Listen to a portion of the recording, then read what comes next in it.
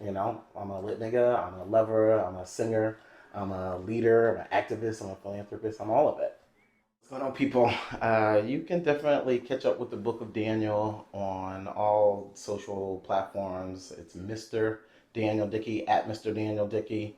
What my Cash App is $ Mr. Daniel Dickey. My SoundCloud, you can find out all about what I'm up to and my adventures on through there.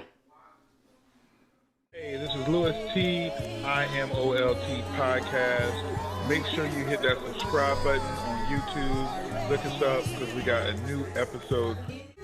Champion bound to Malcolm X with a pinch of Christ. Catches with the jab, I'm Floyd May, my defense is nice. Crafted by a Mac, I'm embedded to get the cheese. Genius with the beats, this pop art and I move with ease. Genius. Heart cold, apply. Welcome everybody to another episode of Inquisitive Mind, Louis T on the Red Couch. Today we have a very special guest all the way from ATL, Hotlanta, whatever you want to say. I'm going to let him introduce himself. So, my name is Mr. Daniel Dickey. I am a Wilmington native in the building. Checking out the inquisitive mind of Louis T this evening. And so we are going to kind of go down the rabbit hole of the Book of Daniel here this evening. So, America, this inquisitive mind of Louis T is definitely I want to say early on. So he's got this little thing about him, the way he communicates. So, how we go into this interview in this inquisitive mind? You listen. I need you to make sure you're nice. So I need you to bring me a warm energy. So I don't know definitely warm. I don't know what you're on, but just even on the entry, like it wasn't. Yeah, I'm up here, bro. So real love. Who is real love? Who is real love? So he is. So he is me. Essentially, So real love. I'm a person who is. I love people. Like I love God and I love people, and my life has always been in every chapter. It's always been those two things were always apparent. And so he's me. Like I love everyone, but I'm also a real. You know what I'm saying? I'm a real nigga though too. So it's so balancing those two things at all times. It's like the Malcolm and the Martin. So, how did you get into singing? So I'm from a family of singers and preachers and civil rights activists and some of the really cool educators and stuff here. So it was like music was always, my dad was a DJ. In fact, Sweet D's, the croissants that you have now been indoctrinated into the society of. What'd you think of that croissant? It was delicious. Yes. So all the praise that WECT gave it didn't do it enough justice. So my dad's DJ name at WWIL when I was a kid was Sweet D. And so it's so it's always just been I've always been a kid who had a lot to look at as examples and stuff like that, and so it made me decide that it made a lot of sense to be all that I could be and to do a lot. And so a part of that is being a singer and a songwriter. It's something that I swim in those waters. And my brother Lauren, he was like. Growing up, my brother Lauren was my brother Lauren opened for Luther Vandross, he is sing with Shirley Caesar and stuff. So singing has just always been something that's been a part of me and a part of my family. Just music being played at home. My dad and mom would be singing just to some cool records. So yeah, music is definitely a part of the Book of Daniel. That's the real love. In fact, my band is actually. The Real Love Experience. When it's Mr. Daniel Dickey and the Real Love Experience is my band. Okay. Yeah, and my band is a lot of lit dudes. All right. Yeah. My guitar player plays for Leon Bridges and Quincy Jones. My keyboard player, he actually just went out to Cali and is playing the organ and keys at Warren Campbell's church. But we're a cool band situation. That's where Real Love is now. In this iteration of Daniel at 42 Real love is still definitely a part of my life. It's my live band. We rock shows. I've even performed for like some African royalty at birthday parties and all kinds of stuff. Oh, that's what's up. So did I meet you at Blessed Music? Quite possibly. Yeah, no, Or definitely. I was saying it was either that or through A-Bomb. So I think it could have definitely been, it could have been both of those, because around that same time I was doing both of those things. Like, like definitely, like I feel like I started, trying to remember what year it was that I started working at Plus Music, because I want to say it may have been before I'm trying to decide if it was before or after I went off to college. Like did I come home from college one of those I want to first say it years? was after college, at least when I met you. So yeah, definitely. So, but I started working at Bliss, like definitely, like in that kind of college, high school kind of that kind of moment, because I was definitely on campus at my college selling CDs and DVDs. Sean would definitely have all the joints early. Like it was definitely gonna be early. Yeah, it was like I got that new 50 Cent like 6 days before it comes out. Yes, so yeah, no, definitely. I was definitely moving those pies on campus. Like definitely, people got a lot of fun records and movies, courtesy of Blessed Music on Castle, all the way at Barbara Scotia College in Concord. So yeah, so I know for me it was college. It was when I really started working and doing all that, working at the studio and all that kind of stuff. What was that experience for you like? So for me, it was like, it was fast paced. It was a lot going on. I was definitely a kid who you can I'm someone who you can trust me with your life. You know what I'm saying? And so people feel that energy from me at most times. Well, at all times usually. And so it's just, it was cool being able to cause Sean would definitely leave and go and do stuff, and he would leave me at the studio, and I would record people, I would bring people up. And so that was just like, as a college kid, like that was like cool as hell. I was majoring in mass comm. I was in college on vocal scholarship. And so music was definitely like, it was a good place to just be able to figure out what kind of person I was. No. Okay. And then I also, but when I was here working at Blessing College, I was also interning at WWAY. So I was like an intern reporter for WWAY, and then I was working at Blessed Music. Oh, I didn't know about the WWAY. Yeah, definitely. I did that in that window of time, and I worked on Shallow Hal. Oh yeah, I remember that. Yeah, that was cool as hell in Charlotte, with Gwyneth Paltrow, Jack Black, Jason Alexander. Oh, the movie. Yeah. I was thinking about one of the TV shows. Oh, yeah, no, the movie, the Fairley Brothers. So yeah, that's a good transition for me. So being in Wilmington around all like the movie industry, like, which I think at the time I know I took for granted. Did that help your transition to Atlanta? Like what? So for me, I think life has always been just trying to figure out how to get paid to just be myself. It's always just been for me. It's like once I figured out how to do that, things just became just a more, the path was clearer, it was easier, it was less resistance. And so that's just where I am with it. Yeah, but what actually led you to make that move? So it was definitely a lot going on. So I graduated college, and I decided I was going to take a year and just chill and just be in Wilmington. And I was doing that, just kind of like a sabbatical. I was traveling, doing mission trips to all across the country, to New Orleans before Katrina, to Jackson, Mississippi, to like different things I had like that year, year after I graduated college. And then I started, working in banking and stuff like that here. And I was just ultimately that. Let's not skip over that. You weren't just, because you put me onto this. It wasn't just, you weren't just like working at Wachovia, like, yeah. Tell them a little bit about the bank you're working at. So I worked at two different banks. I started off at Fort Sill. That was like my first real job after college. So I started working at Fort Sill, the bank that was inside Walmart. Okay. But they were paying like $15 an hour, like to start, and like the manager, like the way I got hired to work at this bank was just like really like interesting, like super like actually it was really cool. Okay. Yeah, like so I was there and I was banking with them and I went in to talk with the manager about a problem I was having with my account.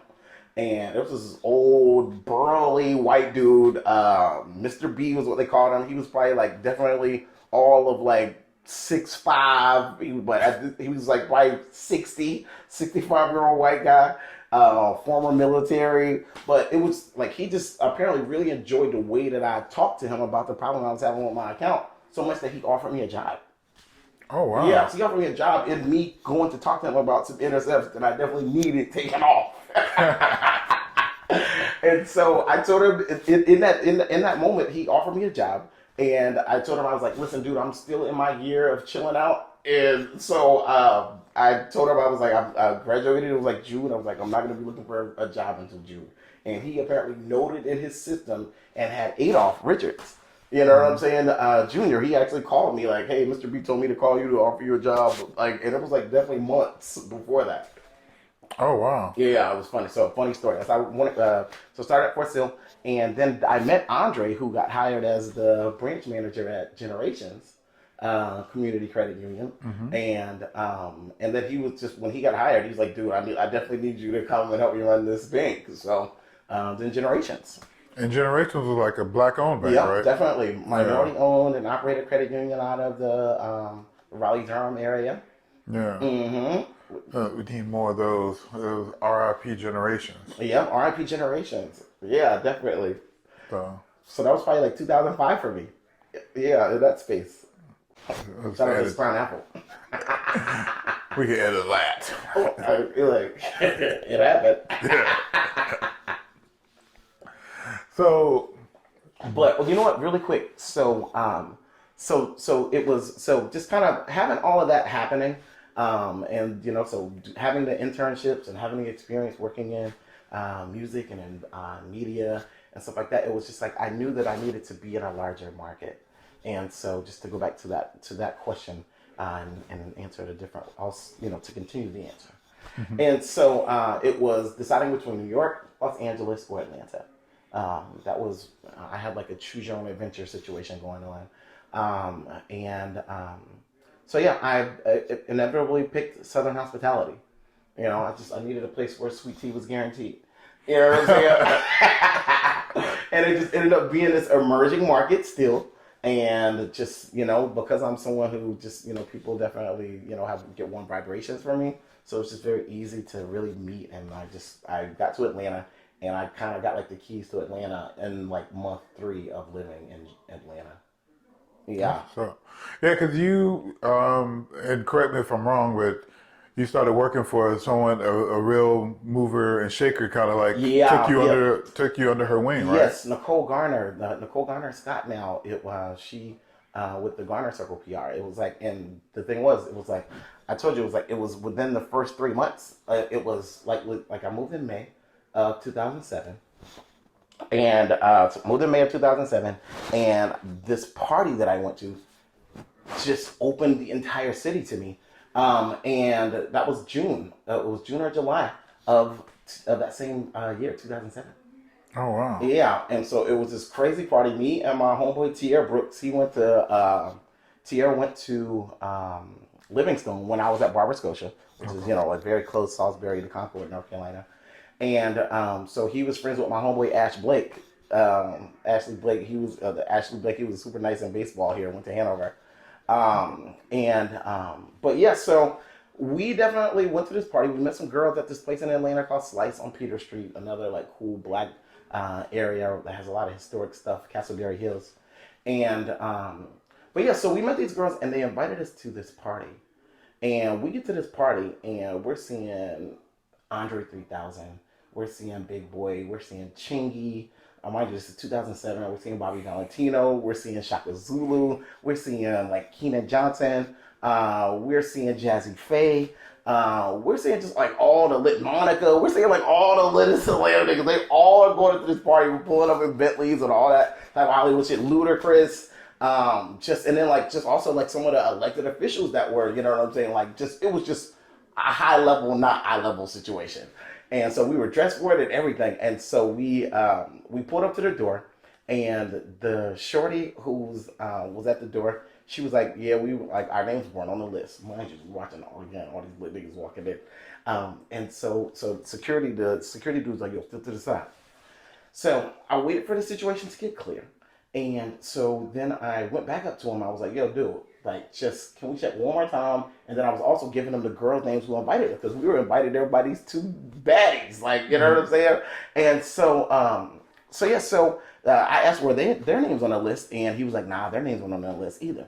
I was like, "Big bro, it's got to be something you could do for us. Like, I just moved here from North Carolina. Like, we met the two shorty names I just gave you, and like, I don't know what's going on, but you see we fly. Like, can we figure something out, big bro?" And he was like, "Yo, step to the side real quick." So he let a few more people in, and then he just gestured for us to come in. Like, and so in this party, it was open bar, like a real open bar. Like the open bar where it's like you could just be like, "Yeah, I need 2 glasses of Ace of Spade." It was not gonna be any conversation. You would tip whatever your discretion was, and that was this party. It was litty. And so everyone in there just kind of, because you were in this room, it was like upstairs, obviously like very secure, and so it was just like, it was assumed that you must be like a lit nigga. So everybody's giving me their cell phone numbers and all that kind of stuff like that, including Nicole Garner. I was working in banking. I was working at BB&T out there, so then that mortgage crisis situation happened, and so I lost that job, just right at that point. And so I'd already told Nicole, I was like, "Yo, listen, like, just if you need help with anything, let me know. Like, I'm around. I just moved here and I'm available." And so then she called me up, and so from that point on, it was like I worked with her for about 7 years. And just during that time, we were doing the BT Hip Hop Awards. We were launching the Xbox games, launched Grand Theft Auto. Like when you say you were doing the BET Awards, like what's some of the things that you or y'all would do? So we would be in control of the publicity. So like getting the press release out on the wire with who's confirmed to be walking the red carpet. All that kind of stuff like that, and just like location and everything, and then like really like managing the intake, checking people off. Like, it was very high end. It's like, if you didn't have the proper credentials, like this ain't everybody, like, this ain't like a walk up pull up situation. And it's very much like, if like you're not gonna be good, like, and you're not gonna be good. And so being a person to have those kinds of conversations with people. But getting the press release out, managing like on-site interviews, stuff like that, managing the VIP situation, managing the engagement with the sponsors and stuff like that on site. So like managing the activation. So and then of course having the publicity arm as well. Okay. Mm-hmm. And then so you said Xbox, because I feel like I cut you off. You were going somewhere with that. I don't know where I was going, but I'm here. Hey. And then working with her, that also led you to, from what I hear, appearance on, is it Love and Hip Hop or Basketball Wives, or neither one? So I've actually been seen on a few shows, but I think the biggest and like the coolest one was the Real Housewives of Atlanta. Mm-hmm. So we produced an event with Tommy Ford, like Tommy from Martin, and Kenya Moore. At first I thought you meant Tom Ford. No. Like Tommy Ford, the real Tommy Ford. You know what I'm saying? Like, R.I.P. Yes, R.I.P. Tommy Ford. Yeah. Yes, definitely. But so we produced an event, and so the event was something that we got hired from Kenya Moore to produce, and so she brought in Tommy as well to do this gala called the Forever Relevant Gala. And so we were brought in to like help and to execute, the vision behind that event. And so the beginning of the episode, it was the season finale too, also. So it was a big moment in the series for that season. I want to say it was season 5 or season 6. But either way, so we the first part is us having a meeting, talking about the event, and then the actual finale where the sparks and stuff fly and all that is at this event that we pulled together. Okay. So how do you work the balance of being an artist yourself and then being around such, like power players because I mean most people. I would say most people that's not either you or me would be like super like hear my demo or here let me sing something for you and I'm pretty I might be wrong but I'm pretty sure you're not that type of dude. No. How did you navigate like how do you navigate those situations? So I think that to me, I think just, and I think a part of it has definitely just kind of been what's been unfolding as I've gotten older, is the ability and the grasp and the understanding that I am a Renaissance man. You know what I'm saying? I'm not monolithic in any aspect of who I am or what I do, and just owning, excuse me, and just taking ownership of that at all times. Like just like I am a singer. I am a thinker. I'm a strategist. I'm a executor. I'm a manifester. I'm a sage. I'm wisdom. I'm all of these things. You know what I'm saying? I also got a wicked jump shot. You know what I'm saying? Like, and I definitely help people, you know, make their dreams come true. And so understanding that, I was like, those are all of my gifts and my callings and my abilities, and they're just essentially my utility belt from Batman. Like, I bring all of those things to the table. And so, like, a part of that is an artist. A part of that is, you know, it's all of the different things. And understanding I get to be all of them all the time. Okay. Yeah. So, yeah, Renaissance man. And I think we all are. I think that's this country has us kind of put into a space where I think we're operating at about, I don't know, 40% of our true capacity. Like, I don't think we're close to what we're capable of. You know what I'm saying? I think because we look at things so monolithically, you know, people are working at one job usually. Maybe they have an extracurricular activity.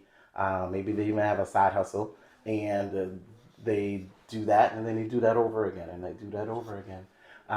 But we were born to be all that. We were born to be these big lights that were supposed to shine and, you know, and light a path for the next generation. Okay. You know what I'm saying? That's what I'm on with it. I think that's how I balance it out. I understand to whom much is given, much is required. You know, I'm a lit nigga, I'm a lover, I'm a singer, I'm a leader, I'm an activist, I'm a philanthropist, I'm all of it. That's what's up. And so you said you worked for her for like 7 years. Yeah, What and then started my own agency. what was the point where you said the leave like something that was at its time it's like leaving Bad Boy when Biggie's still there. Okay. You know, and to start off and do something different. Like, what was that motivation, process, and were you nervous to leave something a little bit secure to step out on your own? So no, I never have been, like, actually, honestly. Like, I've definitely, like, I think really I feel like I came into my own at like 12 years old.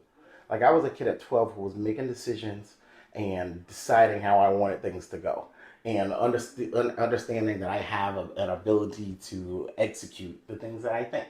You know, I've read some really funny books. I was one of those kids who was reading the Hardy Boy books. I was reading The Great Brain. I was reading those Choose Your Own Adventure books. And so I was definitely understanding that my life was a story, and that I was, at the end of the day, essentially the author. Like, you know, and so it's been why it's the book of Daniel. It's been why it's taken me through all the different mischief and all that, because I'm definitely trying to think through how to get to a good vibration and to just figure out how to just be, you know, and get paid to be. Okay. And so what is the name of your group? My agency is called the Resource Guild. It's the Resource Guild. We are a 360-degree brand management and strategy consulting agency, and it's been 7 years. Actually, just we're like in our like anniversary window right now, and so there wasn't a nervousness. It was just, to me, like, because I'd always been a contractor. Essentially just being contracted out to with, you know, essentially my agency, to work with the Garner Circle, you know, and so it was a situation where it was I felt like, to me, like, I love the publicity part of it, but a lot of times, having all the background that I had from working in news stations and all of that kind of stuff like that, I understood that some businesses aren't ready for publicity. Like, that's not like, you know, I think, like, so when you turn the lights on, you can't when they're really on, they're like really on. And so at that point, you see every, imperfection. You see all the, so like, look, so if it's roaches running around this motherfucker, like, we're going to see those because the lights are bright. You know what I'm saying? If there needs to be a paint job, if there's a ratchet girl at the front door, that's the first thing that people interact with when they come into your business. It's any of those different things that could be some of the reasons why you aren't popping. Yeah. And so being able to, for me, being a Virgo and being someone who Happy birthday, by the way. Yes, exactly. Thank you. And so from being someone, so having that analytical Virgo aspect, having this story that's always had some larger than life aspects to it, and just figuring out my version of that. And so the Resource Guild kind of became this playground where I could do all the stuff that I could see that I feel like could benefit a business. And so that's why we did it.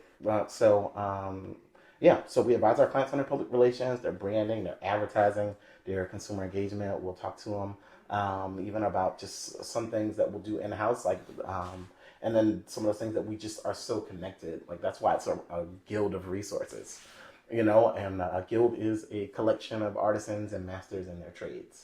And so we're a guild of resources. And so that's kind of why I came with the Resource Guild, and that's what we're up to.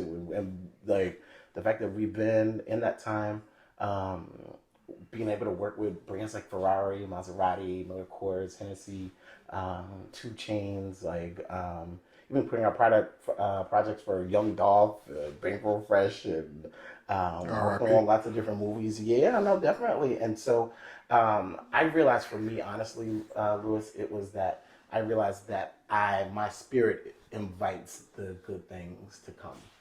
You know what I'm saying? Like that's really what it is. And it's just really just like, as long as I can stay as pure as I can be, and you know what I'm saying, and have a way of doing right by people, doing good for people, bringing good vibrations to people, and that creating the karma that's always moving around me. Okay. So like something like that, like a brand ambassador or whatever, like if someone wanted to hire you, like, is there like price levels of, depending on the level of support they need, or usually how would what am I trying to ask you? So I think engagement with my agency and with that part of my adventure. So we do consultations, because sometimes it's really just a cool conversation with someone, just to give them just a kind of overview, just some perspective that comes with a lot of different experience and with it and through it. And so just giving them that perspective on things, and some of the stuff is stuff that they've already thought about. And so you get to affirm and confirm some things to them, but then also having, the ability to see outside of a few different boxes and being able to have that conversation with them. And so we can do consultations, like those are hourly, and those begin at $150 an hour. Or then we can go into like services where we actually execute the stuff that we talked about. You know what I'm saying? So that's kind of how that goes. Okay. All right. And I know, you're up here in Wilmington. You're hanging out with Support Deport Said, and I know he did a stint down in Atlanta, and he talks very highly about you.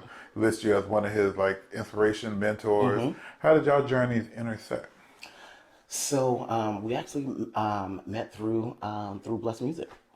Yeah, so we met through Blessed Music. He was definitely being a kid who was I graduated high school, and was away at college, and being able to interact with those kids, and after I graduated and had been on with my life, when they were 16 years old, I was 26 years old.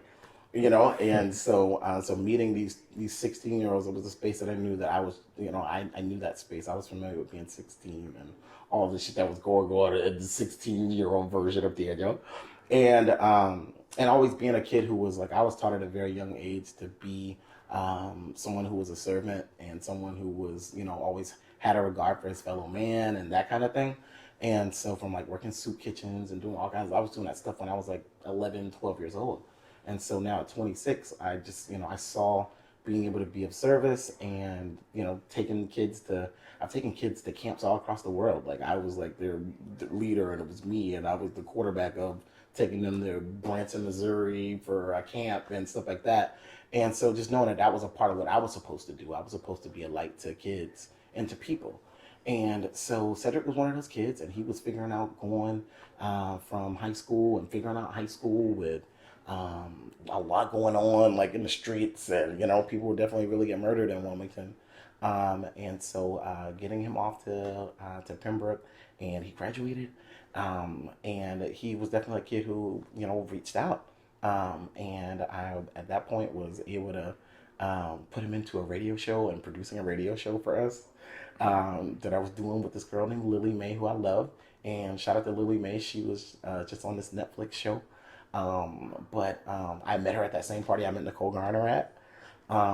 That year one of ATL, like month two. And so Cedric was our producer, and he would come on and talk about and do the show. And then I hired him into my agency, of course, and so we did some cool stuff. Like when Cedric was at the Resorts Guild, we did the Vancouver Fresh video. We did his album release parties. All kinds of stuff. I even have a story about how I wanted to maybe potentially have Cedric killed for allowing these niggas to gang up and throw me into the pool at Lake Lanier. It was like Vancouver Fresh. It was like a bunch of niggas, and it was like they were really grabbing chicks and they were grabbing niggas and throwing them into the pool. And Cedric allowed that to happen. So you know what I'm saying, Cedric. I still just if you see this. But and so just kind of working with him and just kind of showing him just how the perspective and how what I'm saying, like just that be all you can be kind of vibe. And that's something I've always been to kids, and I was that to Cedric, and he came back to Wilmington, and he is like killing the game, like coloring books, organization that's like impacting the kids, like impact during like hurricanes, and being a nationally recognized organization to send relief and stuff like that too. And it's like one of my proteges. It's like if I tease on, because I have a podcast. And I tease on a podcast, but I feel this way also. It's like I say that I'm Yoda Miyagi. Yeah. So what's up? What's going on with Daniel Dickey, the musician, right now? So I've been like catching a couple of cool grooves. I'm catching some grooves and like planning right now just to do like something that's gonna like an intimate event at my house that will go like Instagram live or something, from where I'm gonna perform live with my band. That's something that's like in my queue right now. Otherwise, it's like the goal is to just get finished with the project, and bring just to be more and give more to the world. Like like really like working through like the whole. The public speaking aspects of it, the Les Brown, Tony Robbins aspects of it, and just kind of being the kind of person that just uses this light, uses this vibration to impact as many of my people and our people as possible. Is kind of that's what's next for me, just as a person. I think it really is just coming from a perspective of just being all that I am, and just giving more of it to the world. What do you think of R&B right now? Like, what do you think of music, this new school generation? So I think because these kids are so emotional, like Carl Thomas, I'm emotional, like very emotional, and so just the ways that they unpack emotions.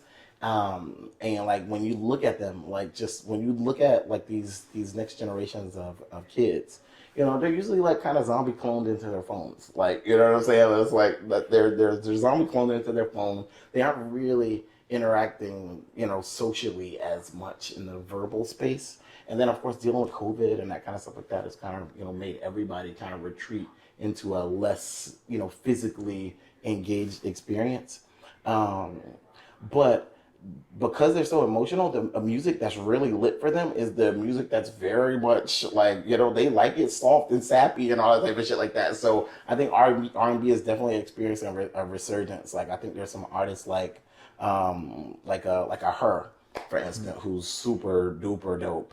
You know what I'm saying? Like, and she ain't giving you no up tempo. She ain't giving you no tempo. It's some smooth ass, cool ass shit that she's giving you. Like a Daniel Caesar, a Lucky Day. Like so, like just like some of these like new school artists, they're definitely giving you some cool ass. Some it's live instruments and that kind of shit. So I think R&B is experiencing a cool resurgence right now. Who's your favorite of the new school?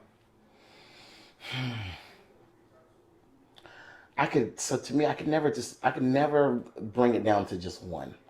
Yeah, no, I mean, like like just a few of those artists I named, I like them.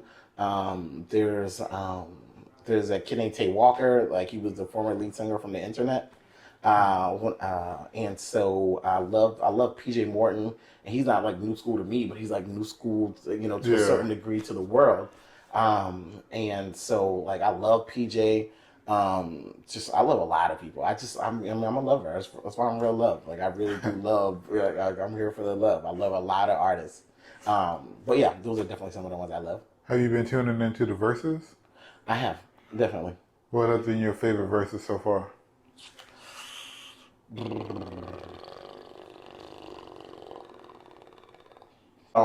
So that's a tough one. But so I enjoyed the Brandy Monica. Like. Oh, thank you for not getting me in that, by the way. I asked. I'm in Atlanta. I asked one favor. Listen, let me tell you something. That was Fort Knox. It was Fort Knox. To a certain degree, it was definitely Fort Knox though.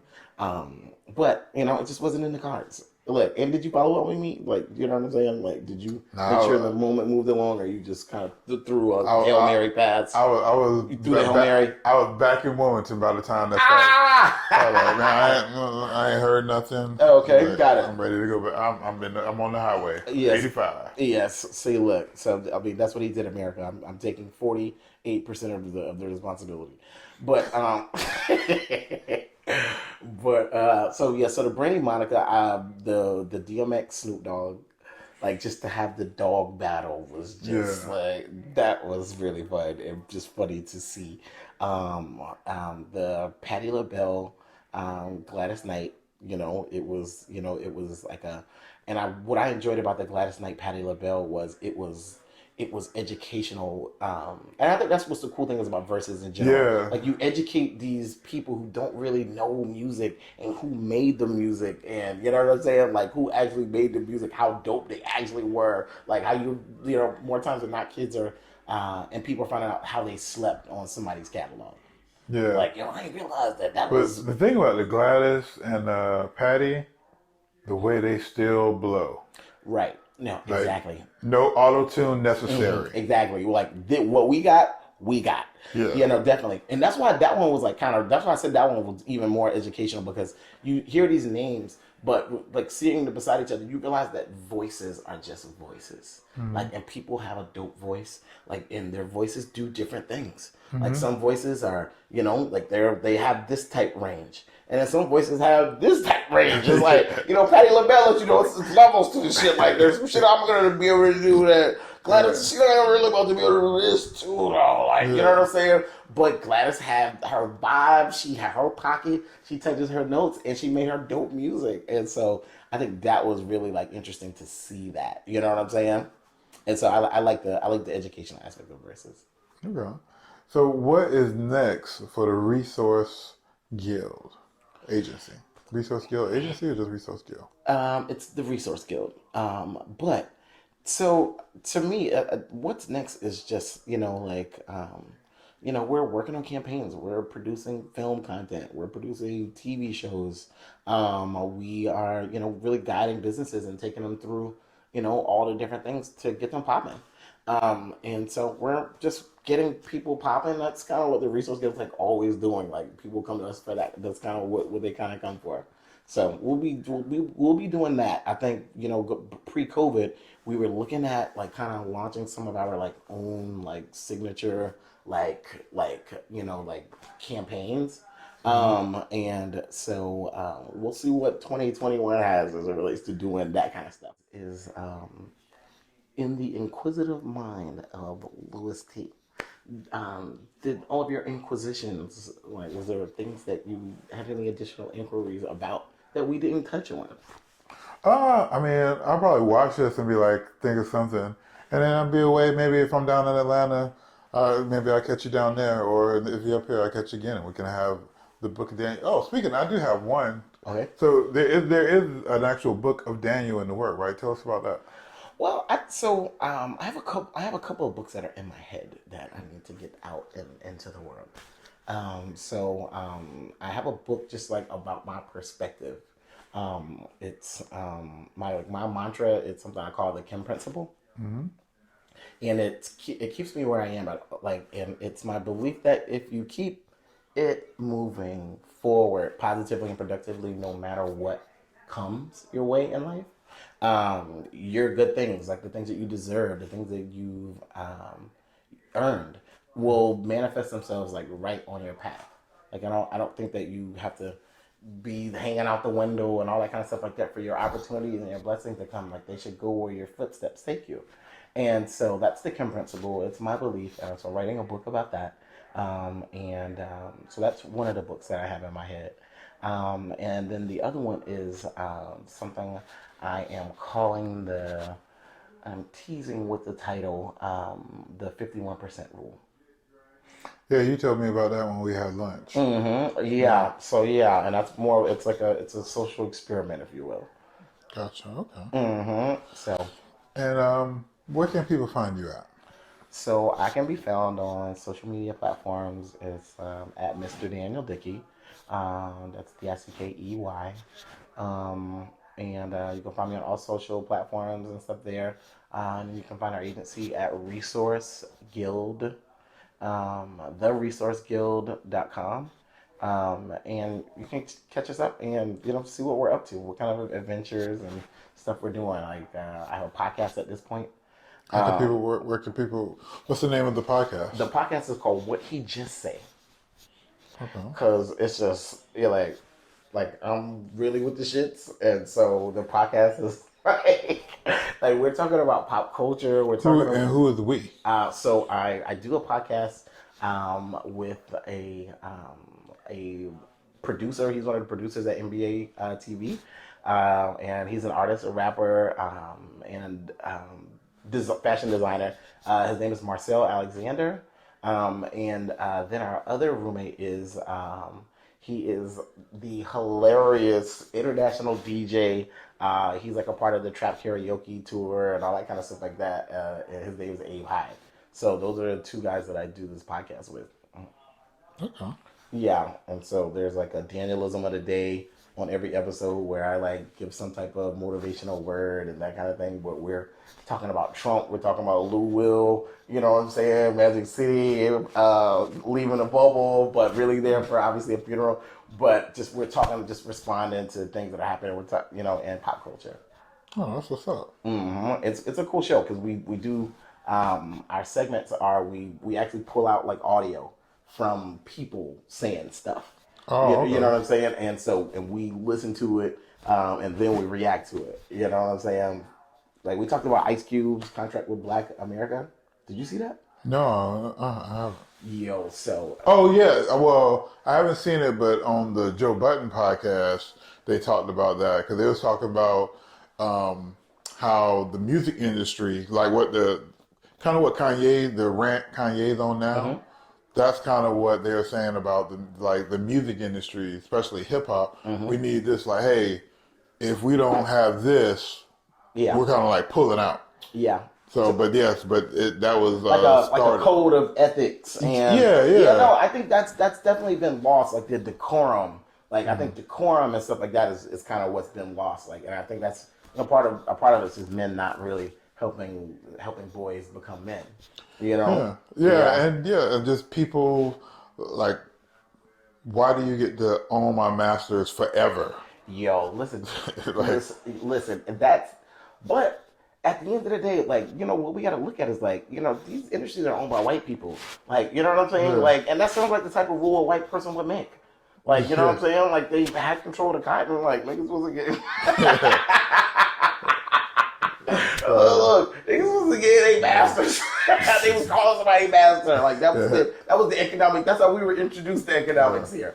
So, Here. truth, but we've supposedly come a long way since then. Yeah, but have we really though? Because it's like the same people owned all the shit that they own. Like, you know what I'm saying? Like, it's just like, you know, we're, you know, to me, it's just like we're just kind of always in almost like a hamster wheel of it all. Really, Yeah, you know what I'm saying? Like, true it's like story. it's a loop, and it's not a big broad loop. It's usually like a small loop. Yes, yeah. Mm-hmm. I don't even know how we got there. Oh, we were talking about Ice Cube and Yeah. everything. Yes, and so you got the Ice Cube shirt on. That was like, you know, what made me definitely. Yes, so yes. Louis over here making a mess, America. I'll tell them. I'll be your eyes and ears, America. Yes. I think I'm ready to try me another Sweet D's croissant. So Listen, let me tell you something. I will never get in the way. I appreciate you having me, you know, on your show. Thank you for coming all the way from Atlanta just to do this. Or like do a bunch of other stuff and then congratulations, here I am. Like, you know what I'm saying? Yes, look, guys, let me tell you something, America. We're gonna bring this full circle, okay? I show up at Lewis's house on early, actually, and this guy, the guy says, "Oh, you guys are early." Like, he was like we were bothering him to be early. I mean, just in Wilmington, North Carolina, the nerve of us.